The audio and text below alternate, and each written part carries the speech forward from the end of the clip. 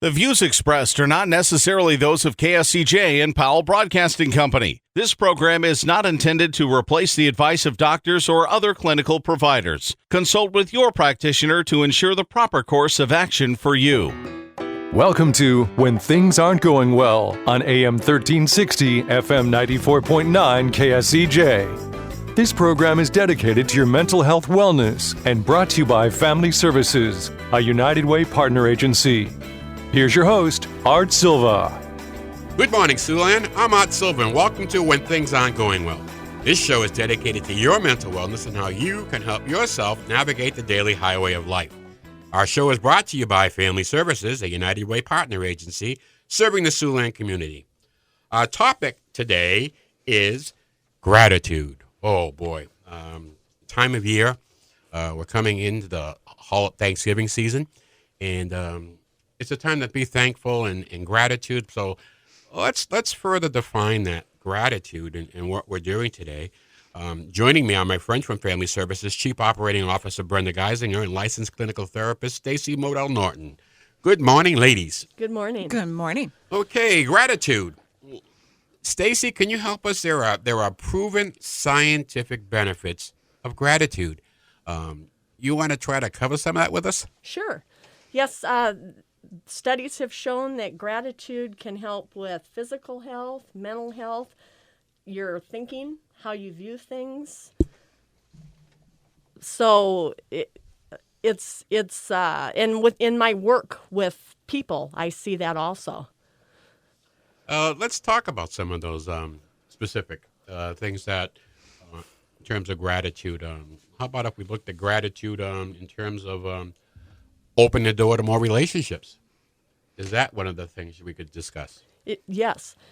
What the study has found, and we know from our personal experiences, people that are grateful say it. They say thank you. I think you're a very grateful person, and you say thank you quite a bit. And it makes the person on the other side feel appreciated.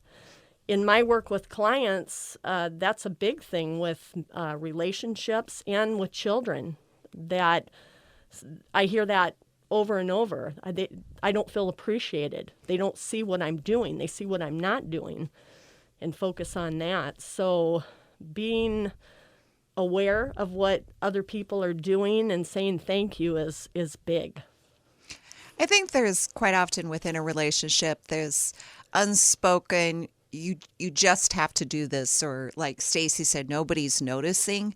Even as simple as, you want your child to stop playing with her toys and come to supper, right? Well, kids are supposed to play.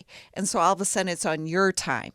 You put that down, come here now. And the kid is like, what? Whoa, hang on. But adding that little thank you to them is acknowledging that they are a person and that they're listening to you, and they just have this sense of, okay, I'm more open to this idea. How does gratitude affect our physical health? From the study, they found that people who are grateful seem to exercise more. They're more aware of their health. They tend to be less depressed and have some of the issues that contribute to health problems. I think the other thing with gratitude and physical health is you just have a happiness about you, and you start noticing things. You notice the things in nature. You just have a sense of well-being. It can bring down your stress level and the cortisone release, and just makes you more vibrant and kind of keeps you going through the day. What impact does gratitude have in terms of your relationships, developing in relationships with other people? I know it's a way to get out and see new people, but, how many people do you go around saying you're thankful for them or you appreciate them? How many times do we do that? How important is that? I think it's really important. And from the studies, again, they found that let's say you open the door for me and I say thank you. I really appreciate that. We're new coworkers. You're going to gravitate towards me because you see that I'm open and that I am appreciative of what you're doing. You're hearing a lot more of that phrase nowadays. A lot of athletes are using it. I appreciate you, man. Yeah. You know, and I think it's a way of saying, hey, I'm grateful. We can't do this alone. We need relationships. We need people. So, I mean, there's nothing wrong with saying thank you. There's some people that can't say thank you or can't say, you've run into people like that just have a hard time acknowledging any type of gratitude. Oh, absolutely. I think there are just some people that it's like, whoa, negative cloud, doom and gloom, or they're just kind of going through the motions of life. And you need to pause, and everything around you, there is a moment to be thankful for. I might be thankful I got out of bed today. Yay for me. That's a plus. Yeah, I would echo that. I agree. And I think that's the overall theme of gratitude is that you look at the positive, not the negative. You look at what you do have instead of what you don't have. You know, we have there's so many, like haters today, and you hear such negative comments. I want to ask the question, what are you grateful for? Right. What are you grateful for? Do you have anything that you can see in your life that you feel good? There's always a silver lining. We may not agree on everything. We may not see eye to eye, but there's a common ground there. There's a line where I appreciate you, even though I don't agree with you. We don't have to devalue anything. I just appreciate you. Appreciate you telling me that I'm not a good person. I appreciate you. Because it's to me, a form of honesty. Yes. Is being very honest when you tell someone, hey, man, I appreciate you. Oh, man, you give me a bad day today. But I just think going forward, thank you can be used a lot more. Maybe that's just a sign of the times. I don't know. But I love to have, what are our adolescents saying about gratitude? Do you think our kids get it? Oh, go ahead, Brenda. I think they do. I think they're more aware of the importance of that. I think kids are also more grateful to themselves. A lot of times not being grateful starts with yourself. What am I proud of? What am I thankful that I have in my skills, and acknowledging that, and then being willing to share that with others and being grateful for what they offer to you. So it really kind of starts with yourself and then spreading that and acknowledging it in others. Well, that's a great comment. I'm Art Silva. You're listening to When Things Aren't Going Well. And with me from Family Services are my friends Brenda Geisinger and Stacy Norton. And we're having a discussion on gratitude and the impact on your mental health. Brenda, just to follow up on what you just said, is there a positive impact on an individual's self-esteem and sleep if they're grateful, if they show gratitude? I'm trying to tie this together because I think it works. Casey, what do you think on that? Well, the study, yeah, that they have found that there is correlation, and a specific thing in the study that they looked at was that they had people right before bed write down or think about what they were grateful for, and if they did that right before they went to sleep, they had a better night's sleep. It just kind of puts your heart at, a happy place. I'm feeling good. I can rest. This was a good day, or this moment was good. And every day finding something and acknowledging it. It's connecting your brain with your heart and your feelings and just putting it all at ease and being in a good spot. It's a good, I end my day being thankful, and I stop my day being thankful. I just look at it as though I just play a small role in everything going on around me, but I want to participate in it. I want to get a bite out of it. And to do that, I think you just look at things in a more positive light as opposed to a negative light. But at the same time, not passing judgment. Some people have a real hard life. Sometimes you think they have more than their share of a hard life. And you say, that'd be extremely hard to be grateful, but they are. Yes. I find people that are, and that just knocks me out because they have every right to be bad, to be sad. But it brings me back to the empathy that gratitude brings on, empathy for other people. Stacy? Yes, and I would agree with that. If you're grateful, you tend to be more empathetic. You go outward. You do things for other people, and you're not dwelling on what I don't have and all the problems that I have. That's great advice. We're coming up on our break right now, so don't touch that dial. We'll be right back with When Things Aren't Going Well right here on 1360 94.9 KSCJ. Let's face it, it happens to all of us. However, the pandemic has compounded all of our lives and activities. Even the simplest tasks seem harder. Hi, I'm Brenda Geisinger, the Chief Operating Officer at the Boys and Girls Home and Family Services. Family Services is a United Way partner agency serving children and families of our community, and we're here to help. If you'd like to learn more about Family Services, please contact us via email, website, Facebook, or phone Mary Pickens. At Family Services, we change lives. Welcome back to When Things Aren't Going Well on KSCJ. Here's Art Silva. Welcome back to When Things Aren't Going Well. I'm Art Silva, along with Brenda Geisinger and Stacy Modell Norton from Family Services. And today we're discussing a timely topic with the holiday season, gratitude. So let's continue our discussion. And Stacy, you used the phrase, and I was looking, you used the phrase, and I like it. And how do we develop an attitude of gratitude? I think if you don't have it, some people, it's interesting, they're just naturally that way. I think if you need to start working on that, it's recognizing every day what went right and what you do have that you appreciate. If you think of all the things, friends, family, maybe coworkers, acts of kindness that somebody did, I appreciate that. That really helped me today. It's that recognition that you're on the same wavelength. I kind of get you. Thank you for this. And a lot of times it's a time treasure that people give you, and you just want to thank them for that. Their thoughts for you.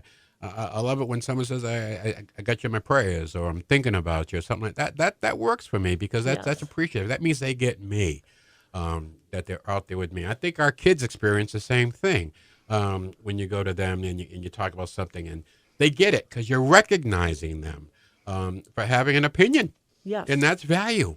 So I think this is all good. Let me ask, what's the impact on our overall impact of gratitude or being grateful on our mental health? I think it puts things in a better perspective. If you're really in a depressive mode or a sad mode, it can help you see the light and a different, brighter viewpoint of something, and not always look on the down and ickiness of life. Here's this going on well, and I should focus on that, and help me kind of recalibrate some things that are happening for me. Yes, we have a mode of therapy. It's called cognitive behavioral therapy, and it's helping people look at things differently. So if I have a person that is negative and tends to focus on that, and it's not helpful for their mental health, then we work on helping them maybe look at things in a different way. Or again, what are you grateful for? What do you have? This is clearly a situation of a glass half empty, half full, and we're dealing with the folks that look at it as half empty. And you're right, there's a lot of great things to be grateful for every day, and you don't realize those things until they're gone. Or there's been a change in a routine that happens. Boy, I wish you were back this way or whatever. So I think it's our mental health. It's a part of us, who we are. If we find that we aren't grateful and we have things to be grateful for, maybe this is a start where you look at those things as we go into the Thanksgiving season. And it's a bunch of little things, I think, that happen every day, and be grateful that you can do these things. A lot of folks are a lot worse off. And you don't dwell on that, but dwell on what you have and what you could do to help those people. What do we want to do at Thanksgiving? We always want to make sure people get food. One holiday, even before the food challenge came in, we were always doing that, making sure people ate on Thanksgiving. As a nation, are we thankful? We got problems, but doggone, we're still the best doggone country in the world. So let's focus on that, not all the arguments we're having like you do within families. We're the best, and we got to keep it working at being the best. And I love taking that attitude with our company. I think client care, confidentiality, I've watched how we've done it, and I think we do a doggone good job of client care. And so this makes it a little easier to share some of this with folks and what we're doing and what we do every day. These topics are not foreign to us. Stacy, let me ask you about the impact on physical health, being grateful. I can do it, first of all. is something. A lot of people are limited. So let's talk about impact of gratitude on physical health. Well, it has shown that with the study that it helps, they found that gratitude has a factor in people who take better care of themselves physically. In the study, they showed that people go to the doctor on a regular basis, they exercise, and again, it affects mental health as far as depression and anxiety and how you see things. Being grateful can reduce that too. How about some ideas on how do we practice gratitude for those folks that may have a hard time and it's always half empty, kind of. And I got friends like that, and I can't wait to see them. Okay, first, okay, what are you right about today? And get that out of the way, and then let's start working on that. I love to challenge it because that's my empathy. I said, oh, it's not that bad. It's not. We can get through this, and we're going to have these kind of problems. But if you just sit down, take a deep breath, size it up, find the positive things about it, and then attack it. I think there can be just a daily challenge. If you struggle with finding gratitude, is just say, every day for the next 30 days, I am going to find one thing that I am grateful for. And it's as simple as that. Every morning, I get something to drink on my way into to work, a cup of coffee. And I know that drive-through lady, like she's my best friend. And every day I say, thank you, and your smile is wonderful. Or give her some sort of gratitude. And it makes all the world of difference. I don't mind sometimes having to wait a little bit longer, and it's okay. And I would say maybe a while ago, I used to get I'm late, I got to get to this meeting. But it's practicing and making a conscious effort. Every day I'm going to find something. And she's going to say, that nice lady that comes to every morning, and it's contagious. Yeah. It just moves on to the next person. So if you start it, guess what? It's going to go somewhere. Yeah, I agree with Brenda. And sometimes because of our phones and stuff, having a visual of maybe something motivational that was sent or a picture of your, puppy or your kids, those make you feel grateful. Some people do a journal, and I think prayer is another way that we can use to show our gratitude. I definitely believe in that. I'm thankful every day. I know with my kids, sometimes they get a little uncomfortable. Oh, Mom, you're just so cheesy when you say something. But I used to take little sticky note, Post-it notes when my kids lived with me, and I would write a gratitude note and stick it on the mirror. So when they got out of the shower and getting ready, it would kind of catch them off guard. It could be as simple as, you're going to have a great day, you're awesome. And it's a gentle reminder of being grateful for them. Now that my son is in school, he came home for a visit, and I stuck a whole bunch of sticky notes in his clean clothes so he could find them later. And it's just a way to recognize them. I love that. And I think that is awesome. That is and it really helps kids when a parent does that. Like they'll tell you it's cheesy, but they like it. Yes. So I think that's great. My wife used to put little notes in my lunch. Yes. And I never knew it was coming until I opened my lunch. And what a nice reminder midway through the day, Yep. Appreciate you, have a good day. And that really is nice. So that's a great idea, that people can do every And it's single easy. day. It's something, Yeah. just share your thoughts. Looking at gratitude, and for those folks who really have a hard time understanding this, are there gratitude cues in conversation that we can use that automatically starts the conversation off in a real positive, thankful way?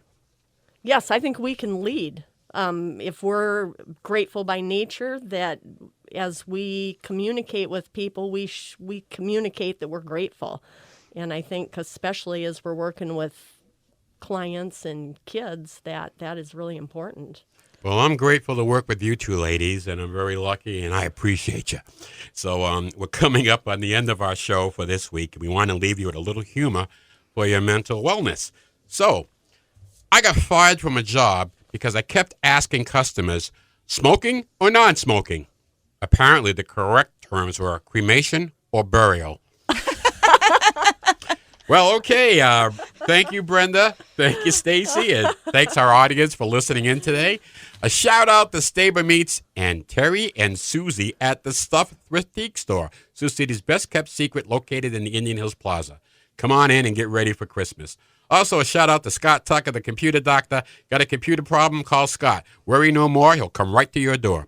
We'll be back next Saturday morning at 7 a.m. right here on 1360 AM, 94.9 FM, KSCJ, and we'll discuss holiday stress. Don't forget to do your homework this week. Go out and have a good laugh. It's all good for the soul.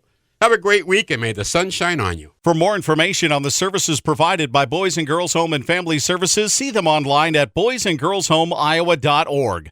Or you can call 712-293-4700 to get more information about family services, residential treatment, the Opportunity School, the Siouxland Family Center, and more.